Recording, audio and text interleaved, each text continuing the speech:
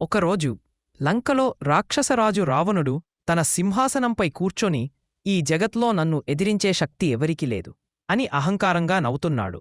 అప్పుడు అతడి సభలో ఏ స్థానుడు? ఆయనే ఆంజనేయస్వామి, హనుమంతుడు. హనుమంతుడు శాంతంగా అన్నాడు, రావణ, నువ్వు ఎంత శక్తివంతుడైనా నీ చేతుల్లో ఉన్న సీతమ్మగారు మహాపాపం లాంటిది. అమ్మన వెంటనే శ్రీరాముడి వద్దకు పంపించు. రావణుడు దూకి లేచి నవ్వుతూ అన్నాడు, ఒక వానరం వచ్చి నన్ను హెచ్చరిస్తుందా?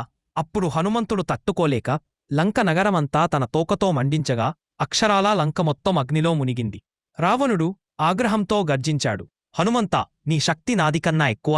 అప్పుడే హనుమంతుడు మహాకాయుడై పర్వతాలకన్నా ఎత్తుగా మారి, నా శక్తి అని కాదురా రాక్షస, శ్రీరాముడి నామశక్తి. ఆ పేరును జపించినంత మాత్రమే ఏ రాక్షసుడినింటి. ఇలా అన్నాక హనుమంతుడు గగనంలోకి ఎగిరిపోయాడు. రావణుడు అర్థం చేసుకున్నాడు, ఈ వానరుడు గెలవడానికి వచ్చినవాడు కాదు, ఓడించడానికి వచ్చినవాడు.